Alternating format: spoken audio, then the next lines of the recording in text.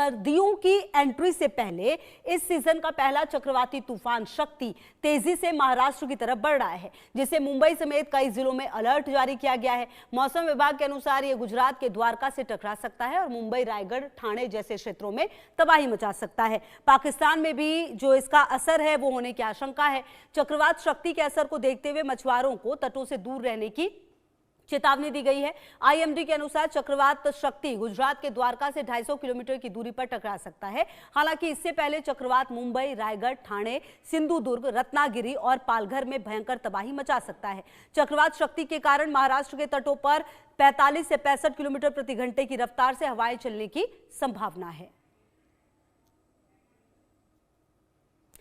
तो आपको बता दें कि ये जो चक्रवात शक्ति है ये कहीं ना कहीं परेशान कर सकता है और इसीलिए जो चेतावनी है वो भी जारी की गई है। बहरहाल देखना ये होगा कि किस तरीके से इससे बचा जाएगा, क्योंकि आप देखिए कि गुजरात और महाराष्ट्र में जो भारी बारिश की संभावना है वो जताई गई है और इसके अलावा जो ये शक्ति है वो किस तरीके का कोहराम मचा सकता है ये पहले ही भांप लिया गया है। मतलब साफ है कि कहीं ना कहीं जो मछुआरे हैं उनको सतर्क रहने की बात कही जा रही है और कई राज्य ऐसे हैं जहां पर अलर्ट जारी कर दिया गया है।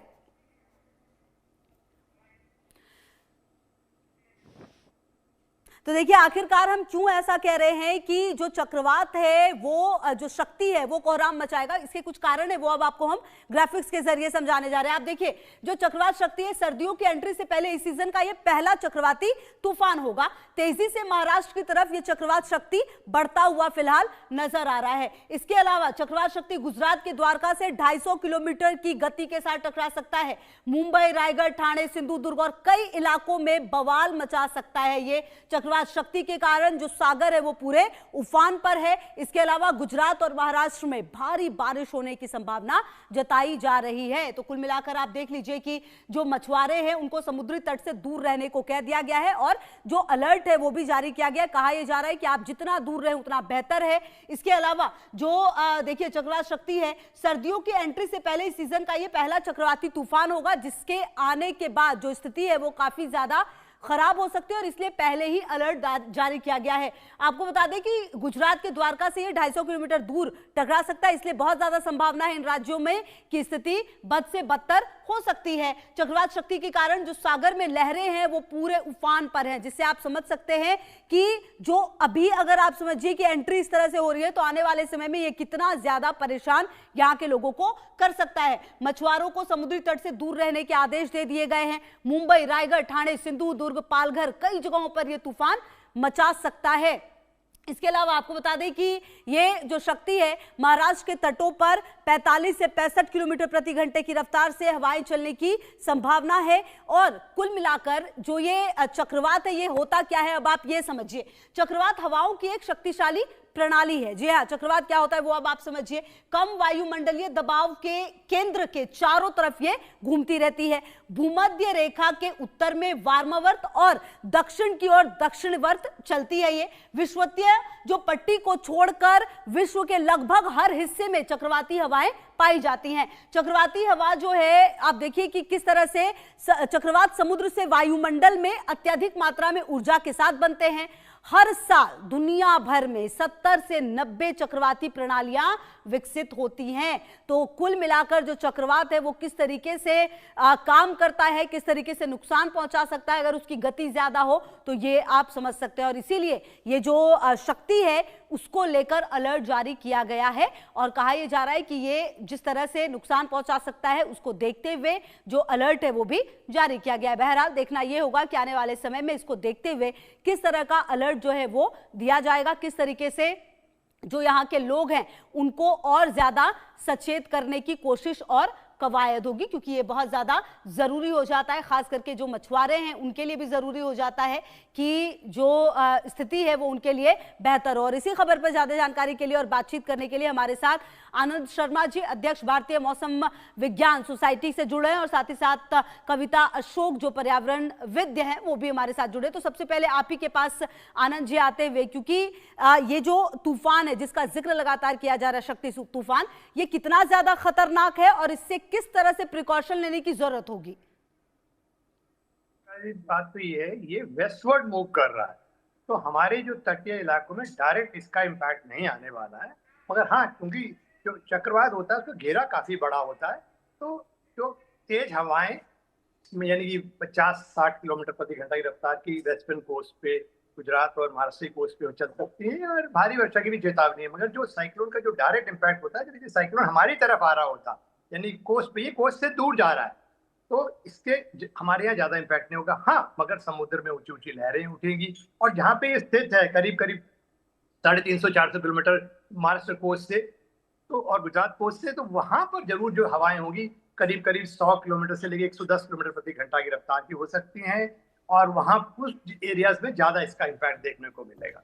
तो हमारे यहाँ ज्यादा चिंता का विषय नहीं है, मगर फिर भी अलर्ट है, चूंकि मछुआरों को बोल दिया गया कि भाई समुद्र में ना जाइए क्योंकि उथल पुथल होगी वहां पर, और 40-50-60 किलोमीटर प्रति घंटा की रफ्तार की तेज हवाएं चल सकती हैं और भारी वर्षा भी हो सकती है। जी, मगर ये ध्यान रखना ये हमारी कोस्ट से दूर जा रहा है। हाँ, ठीक है।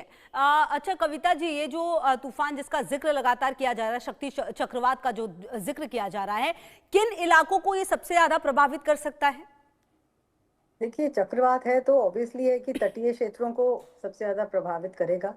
मगर मैं समझती हूँ कि इससे अभी हमें इतनी चिंता की बात नहीं है, क्योंकि अरेबियन सी, अरब सागर के ऊपर इसका दबाव तो पूरा बना हुआ है, मगर जो भारत का हिस्सा है जैसे गुजरात है, जहां पर इसका प्रभाव सबसे पहले और सबसे ज्यादा पड़ने की हमें आशंका है, वहां पर जो है वो इसका जो एयर प्रेशर है और जो इसका घुमाव है वहां अभी हल्का है।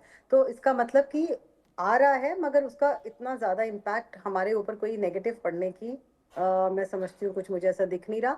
अगर ये इसकी इंटेंसिटी गुजरात में बढ़ी तट पे, तब जाकर के फिर ये बहुत अलार्मिंग हो जाएगा, क्योंकि चक्रवात से देखिए काफी नुकसान होता है। मछुआरों को भी कहा गया है आप पानी में मत जाइए अभी इस वक्त समुद्र में, तो that is an alert action, मगर अभी इतनी ऐसी कोई हमें चिंता की बात नहीं है।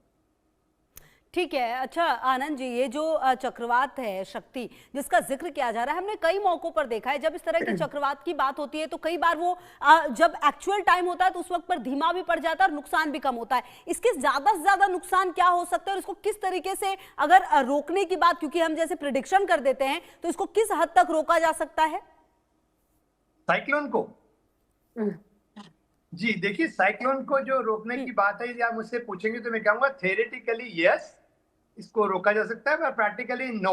जी, रीजन भी, एक साइक्लोन के अंदर 10 से 15 हिरोशिमा बम की ताकत होती है, तो उतनी एनर्जी आपको यदि इसको रोकना है तो उससे बड़े बम आपको वहां डालने होंगे, यानी कि वो न्यूक्लियर बम, तो उसकी डैमेज अलग होगी, तो जब जाके वो रुकेगा, तो जो कि इम्प्रैक्टिकल है, तो इसलिए रोका नहीं जा सकता इसको साइक्लोन। और साइक्लोन तो एक नेचुरल फिनोमेना है, ये आएंगे ही, बनेंगे ही बिल्कुल जब जब इसकी फेवरेबल कंडीशंस होंगी, जैसे कि अरेबियन सी में 26 डिग्री सेल्सियस से जब ज्यादा तापमान होगा सरफेस का, और इसके ऊपर विंड जो शेयर होता है वो कम होगा, और पर्याप्त मात्रा में मॉइस्चर होगा, तो ये जब स्थितियां होंगी इसके लिए फेवरेबल, तो ये बनेंगे और नेचुरली तट की ओर आएंगे तो नुकसान करेंगे। मगर जैसे मैं बार बार कहा, ये हमारे तट की ओर नहीं आ रहा है, ये तट से दूर जा रहा है, तो ये जिस क्षेत्र की ओर आगे बढ़ेगा, ये अभी मुझे लगेगा आगे आगे जैसे बढ़ेगा तो ये थोड़ा सा कराची के ज्यादा करीब होगा बनस्पत की इंडियन कोस्ट से, तो उस क्षेत्र में हो, और ये भी हो सकता है कि धीरे धीरे जैसे ये वेस्ट और साउथ वेस्ट की ओर मूव करेगा तो ये समुद्र में ही धीरे धीरे वीक हो जाएगा आने वाले, मेरा ख्याल लगता है 12 से 24 घंटों में, तो इससे होने वाले नुकसान की आशंका बहुत कम है। जी ठीक है, होने वाले नुकसान की आशंका जो है वो कम है। कविता अशोक जी, जिस तरीके से जो प्रिडिक्शन है वो किया जा रहा है लगातार इसको लेकर, वो कितना ज्यादा सीरियस लेने वाली बात है? और जो मछुआरे हैं उनको तो कहा जा रहा है कि चलिए आप वहां पर मत जाइए, इसके अलावा और क्या प्रिकॉशन है जो यहाँ पर लोगों को लेने होंगे, ये भी देना होगा। और हम आपके पास आएंगे कविता जी, इसी सवाल के साथ मैं आऊंगी, लेकिन एक रिपोर्ट है वो जरा अपने दर्शकों को दिखा दें और उसके बाद वापस चर्चा करते हैं।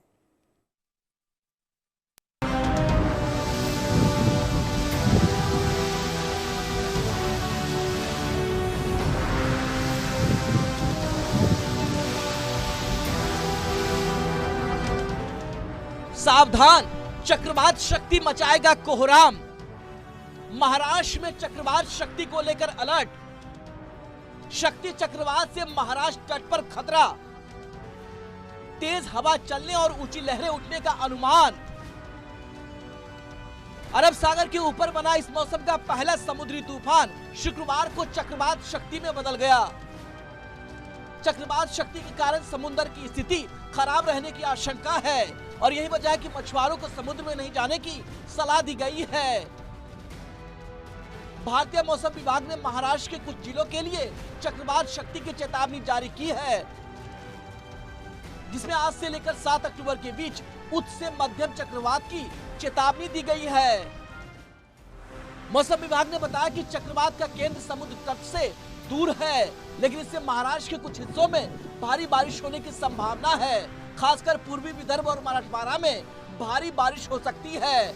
उत्तरी कोंकण के निचले इलाकों में बाढ़ आ सकती है।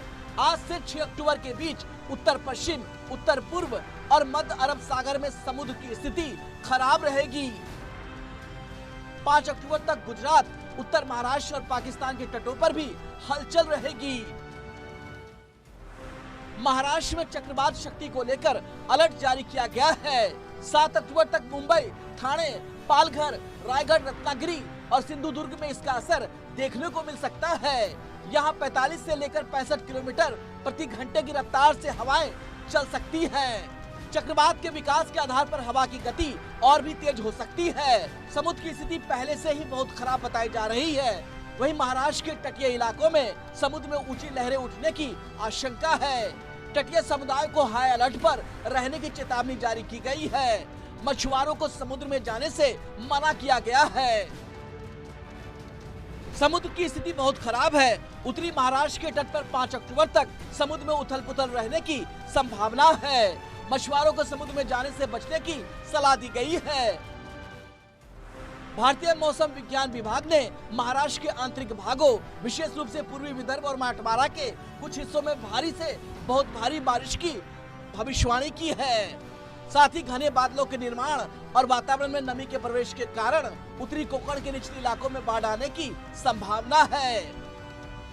महाराष्ट्र सरकार ने चक्रवात शक्ति की चेतावनी के मद्देनजर तैयारी के निर्देश जारी किए हैं। जिला प्रशासन को अपनी आपदा प्रबंधन प्रणालियों को सक्रिय कर किसी भी स्थिति से निपटने के लिए तैयार रहना होगा। Bureau report, India news.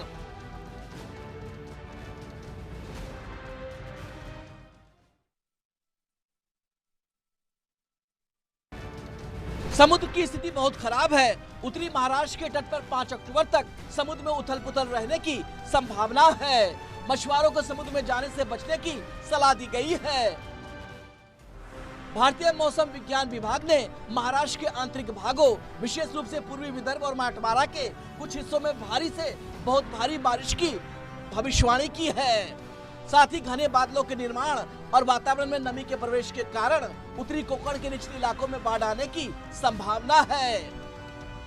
Maharashtra सरकार ने चक्रवात शक्ति की चेतावनी के मद्देनजर तैयारी के निर्देश जारी किए हैं। जिला प्रशासन को अपनी आपदा प्रबंधन प्रणालियों को सक्रिय कर किसी भी स्थिति से निपटने के लिए तैयार रहना होगा। Bureau report, India news.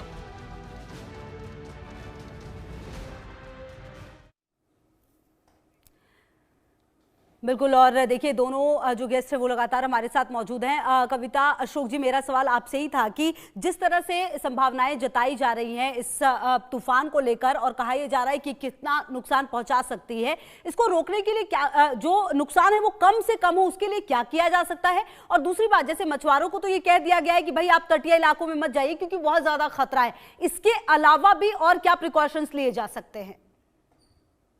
क्योंकि जितने भी तटवर्ती लोग जो वहाँ निवास करते हैं, सबसे ज्यादा जो इम्पैक्ट पड़ेगा इस साइक्लोन का तो उन्हीं की जिंदगी पे पड़ेगा। तो देखिए, पहली बात है जिनके वहाँ घर है, बार है, व्यापार है तो उनको अलर्ट इसलिए होता है कि भाई आप अपना जो है अगर इमरजेंसी सिचुएशन आती है तो मूवमेंट होगी, क्योंकि वहां पर पूरा इवैक्यूएट खाली करना पड़ जाता है। हमने देखा है कि हिस्ट्री रिपीट्स की कितनी बार ऐसे हो चुका है कि बहुत तकलीफ होती, लोगों को एकदम इमरजेंसी में निकालते हैं। तो ऑलरेडी थोड़ा एक प्रिकॉशन रहता है, बी प्रिपेयर्ड, आदमी थोड़ा सोच के और टीम्स के साथ कोऑपरेट करके थोड़ा रेडीनेस रहती है। दूसरी बात है, जैसे अभी बात कर रहे थे कि लोकल टीम्स हैं, वॉलंटियर्स हैं, फिर अगर इमरजेंसी बढ़ जाती है तो एनडीआरएफ की टीम भी बीच में कूद पड़ती है, आर्मी की भी सहायता ली जाती है। तो ये तो तब की चीजें हैं जब ऐसी इमरजेंसी आ जाए और ऐसी आपदा आ जाए। मगर प्रिकॉशन में भी जो है वो मैनेजमेंट जो है वो अभी से सबको अलर्ट कर चुकी है, और टू बी अवेयर कि कभी ऐसी सिचुएशन आए तो आप क्या करेंगे, किस तरह से खाली करेंगे, किस तरह कहाँ भागेंगे लोग, क्योंकि लास्ट मिनट में तो बहुत ही हपड़ा दपड़ी होती है। तो इस तरह से एक जो वार्निंग इशू की गई है which is correct on the governments part की भाई सब लोग जो है मेंटली तौर पर अपने तैयार रहें। ठीक है। अच्छा आनंद शर्मा जी, जो ये बदलाव होता है, जो इस तरह के चक्रवात आते हैं, वो और क्या कुछ चेंज कर देते हैं? अब जैसे मौसम, जैसे कई जगहों पर जैसे अगर बहुत तेज बारिश होगी, अब क्योंकि जो मौसम है वो अब ठंड के आने वाली है, तो क्या माना जाए किसके साथ कुछ मौसम में भी कुछ परिवर्तन देखने को मिल सकता है? वेरी इम्पैक्ट रहता है। जिस क्षेत्र में वर्षा होगी वहां तो डेफिनेटली टेम्परेचर गिरेंगे, क्लाउडीनेस होगी। बाकी हमारे इंडिया के ऊपर कोई वैसा नहीं, कोई प्रभाव इसका नहीं दिखाई देगा। तो बेसिकली ये अभी समुद्र में है और ये समुद्र में ही रहेगा, और हो सकता है 6 को थोड़ा सा रिकर्व करे ईस्ट की ओर, और वो करता है, मगर उसके बाद ये वीकन हो जाएगा, कमजोर पड़ जाएगा। तो ये किसी कोस्ट को, खासकर इंडियन कोस्ट को, इसका लैंडफॉल नहीं होने वाला है, डायरेक्ट फॉल नहीं होने वाला इंडियन कोस्ट के ऊपर। मगर चूंकि चक्रवात का घेरा काफी बड़ा होता है, काफी बहुत लार्ज एरिया में ये वर्षा कर सकता है, क्लाउडीनेस हो सकती है, वेव्स उठ सकती है, तो इसके लिए ये है वो जो वार्निंग लगाई गई है। मगर जैसा कि एक चक्रवात जब आपकी कोस्ट की ओर आ रहा होता है, वैसा खतरा बिल्कुल नहीं है जी। तो कुल मिलाकर ये माना जाए, कविता, अशोक जी, जो बात आप लोग दोनों ही कह रहे हैं, आनंद जी भी और आप भी, कि कुछ कुल मिलाकर डरने वाली बहुत ज्यादा बात है नहीं। हाँ बिल्कुल, इस वक्त तो डरने की कोई बात नहीं है। और वैसे भी कल 5 और 6 तक ये जो है मेरे हिसाब से थोड़ा सबसाइड होगा, और कोई अभी खतरे की बात है नहीं है, क्योंकि गुजरात के सीमा तट पर इसका प्रभाव इतना जोरदार अभी नहीं है। और जब प्रभाव नहीं है तो फिर अंदर तक तो प्रभाव आएगा भी नहीं। सो हम प्रे करते हैं कि जो हमारा ज्योग्राफिकल वेदर प्रेडिक्शन है और वो करेक्ट निकले, और चक्रवात जो है बिना भारत के तटों को छुए निकल जाए। जी बिल्कुल, और हम भी यही उम्मीद कर रहे हैं, बहरहाल जो रिपोर्ट्स आ रही है। अच्छा आनंद जी, जब इस तरह के चक्रवात आते हैं तो कितना कुछ बदलता है? और अच्छा कविता जी, जब इस तरह के चक्रवात की हम बात करते हैं, जैसे अब शक्ति चक्रवात की हम बात करें, कह रहे कि महाराष्ट्र तट पर खतरा है, कुल मिलाकर जब इस तरह के चक्रवात आते हैं तो कितना कुछ बदलता है फिर? देखिए, सबसे ज्यादा जो बदलेगा वो बदलेगा उन लोगों का जीवन जो वहाँ कोस्टल लाइंस पे रहते हैं, क्योंकि वहीं पर जो है सारा उनका घर उजड़ता है, कोस्ट उजड़ जाता है, उनके रोजगार हैं, बच्चे हैं, उनके छोटे छोटे घर हैं, या जैसे भी पूरा का पूरा गांव शहर सब उजड़ता है। तो असली प्रभाव जो है वो हमें नहीं पड़ेगा, क्योंकि हम दिल्ली बैठे हैं, हमें थोड़ी जो तट पे पड़ रहा है। असली प्रभाव उन लोगों की जिंदगी पे पड़ेगा जो वहां रह रहे हैं, जिनकी दिनचर्या उससे चल रही है, जैसे कि मछली पकड़ने वाले लोग हैं या कोस्ट पे जो काम करने वाले लोग हैं। तो वहां प्रभाव बहुत पड़ता है, और हम देख चुके हैं कि कई बार जो है पूरे के पूरे गांव उजड़ गए। पूरी की पूरी एनडीआरएफ टीम्स को हमने देखा किस तरह से रेस्क्यू करके फैमिलीज और बच्चों को बाहर निकाला जाता है। तो चक्रवात का प्रभाव बहुत गहरा होता है, और अगर चक्रवात बहुत जोरदार है तो कई वर्षों तक लोगों की फैमिलीज पर जो है इसका प्रभाव दिखाई पड़ता है। ठीक है। और कहीं ना कहीं कविता जी, ये माना जाए कि जब इस तरह के चक्रवात आते हैं तो उसका असर, जैसा कि आप कह रही है कि पूरे देश में नहीं पड़ता है, कुछ जो प्रभावित जिन जगहों को जैसे चिन्हित किया गया, जैसे राजस्थान है, मान लीजिए गुजरात है, या फिर जो महाराष्ट्र है, जो तटीय जो राज्य है, क्या सिर्फ असर यहीं तक रहेगा कविता जी? देखिए, असर तो ऐसा है कि जब इतनी तेज हवाएं आएंगी, इतना एटमॉस्फेरिक प्रेशर बन के आएगा तो बारिश हो सकती है ना। बारिश तो हम एक्सपेक्ट कर सकते हैं कि बारिश अंदरूनी हिस्सों तक आ जाए, पर जो एक्चुअली जो है चक्रवात जो है वो कनेक्टेड, उसका रियल असर जो होता है वो कोस्टल एरिया से ही माना जाता है।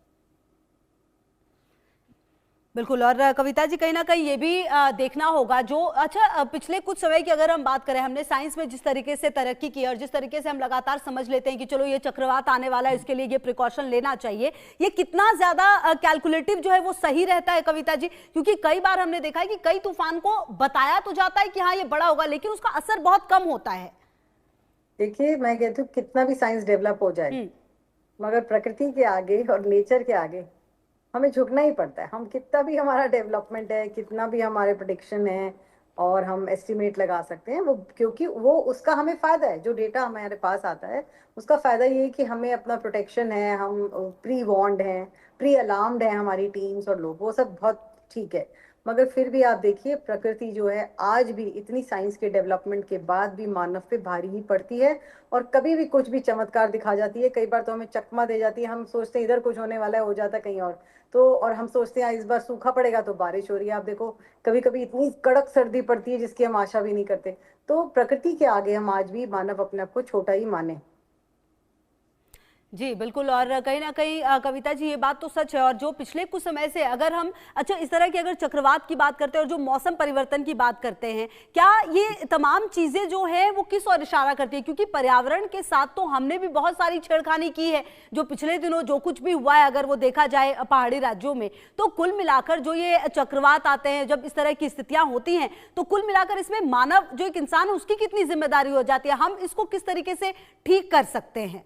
देखिए प्रकृति से जो छेड़छाड़ मानव ने की है ना, उसका तो मैं सोचती हूँ कि कोई हमारा कैलकुलेशन ही नहीं चलेगा।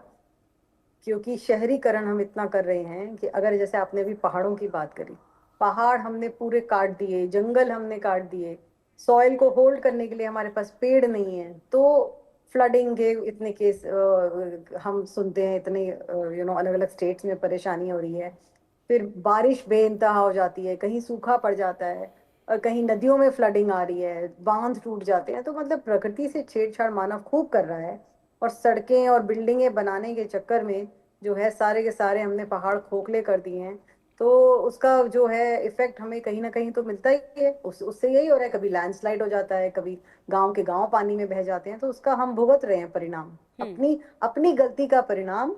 मैं सोच रही हूँ जो ये गलती करे उसका परिणाम पूरा विश्व भरता है, पूरा देश भरता है, और ऐसे बेकसूर लोग भी भरते हैं जिनका इस प्रकार के टूरिज्म से या डेवलपमेंट से बहुत ज्यादा लेना देना नहीं होता। उनके भी बेचारों के घर उजड़ जाते हैं जब इस तरह का कोई प्राकृतिक इम्बैलेंस आता है।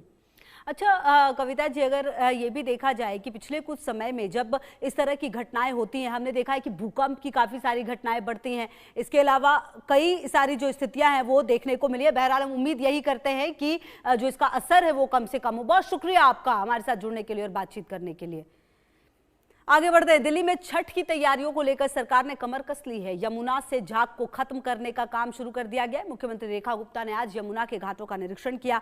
बोट के जरिए आईटीओ छठ घाट तक तैयारियों का जायजा लिया। सरकार ने इस बार यमुना के किनारों पर छठ मनाने का ऐलान किया है। लंबे समय से छठ घाटों को लेकर दिल्ली में राजनीति होती रही है। सरकार नहीं चाहती कि इस बार भी राजनीति हो, और इसको लेकर ही जो छठ घाट है उसकी सफाई लगातार चल रही है। पूरा देश जहां छठ का पर्व मनाने की तैयारी कर रहा है, वहीं दिल्ली में देखा जाए तो छठ पूजा को लेकर सियासत शुरू हो चुकी है। दिल्ली की मुख्यमंत्री रेखा गुप्ता ने कहा कि दिल्ली यमुना पर जो है लोग छठ की पूजा कर सकेंगे, लेकिन अगर यमुना की बात की जाए तो देख सकते हैं किस तरीके की स्थिति यमुना में बनी हुई है। हम लोग के साथ कालिंदी कुंज मौजूद हैं और तस्वीरों में देख सकते हैं कि किस तरीके से जो यमुना है वो पूरी तरीके से दूषित है, और वहीं भारी मात्रा में जो है ये फॉर्म देख सकते हैं। तस्वीरों में देखने पर लग रहा होगा कि कोई बादल होगा, लेकिन ये बादल नहीं, यमुना के ऊपर जो केमिकल से बना फॉर्म है ये वो फॉर्म है। अगर लोग इस यमुना के पानी में पूजा करने के लिए उतरते हैं तो कहीं ना कहीं ये जो झाग दिख रहा है तस्वीरों में, उससे उनको काफ़ी नुकसान हो सकता है, हेल्थ इशू हो सकता है, स्किन डिजीज हो सकते हैं। इस तरीके की जो जानकारी है वो भी सामने आ रही है। चूँकि बताया जा रहा है ये केमिकल जो है वो बहुत ही हानिकारक है। वहीं देखा जाए तो पिछले काफ़ी समय से दिल्ली उपराज्यपाल यमुना में पूजा करने की इजाज़त नहीं दे रहे थे, और भाजपा लगातार आम आदमी पार्टी के मुखिया अरविंद केजरीवाल के ऊपर, और साथ ही साथ जब दिल्ली में आम आदमी पार्टी की सरकार थी तो पूरी तरीके से आम आदमी पार्टी के ऊपर हमलावर होती नजर आ रही थी। चूँकि जब जब छठ आती है तो कहीं ना कहीं यमुना का मुद्दा गरमा जाता है। जहाँ पहले अरविंद केजरीवाल की सरकार ने ये दावा किया था कि यमुना पूरी तरीके से साफ हो जाएगी, तो वहीं अब उस दावे को जो है दिल्ली की मुख्यमंत्री रेखा गुप्ता पूरा करने का वादा कर रही हैं, और कह रही हैं कि आने वाले छठ का पर्व जो कि बहुत ही धूमधाम से देश भर में मनाया जाता है, वहीं दिल्ली में भी धूमधाम से मनाया जाएगा। लोग यमुना में पूजा कर सकेंगे। उनके लिए कृत्रिम घाटों का जो देखा गया था कि जब अरविंद केजरीवाल की सरकार थी तो तमाम जगहों पर कृत्रिम घाट बनाए जाते थे, तो उस तरीके के घाट ना बनाकर यमुना में ही पूजा करेंगे। अब बड़ा सवाल ये खड़ा होता है कि आखिरकार क्या कुछ दिनों में आने वाली छठ पर ये यमुना साफ हो जाएगी? क्या ये जो फॉर्म तस्वीरों में देख रहे हैं ये फॉर्म हट जाएगा और लोग आसानी से और शुद्ध अपने सच्चे मन के साथ सूर्य भगवान को अर्घ दे पाएंगे, या फिर इस पूरे मामले को लेकर अब सियासत और गर्माती है और अब आम आदमी पार्टी भाजपा के ऊपर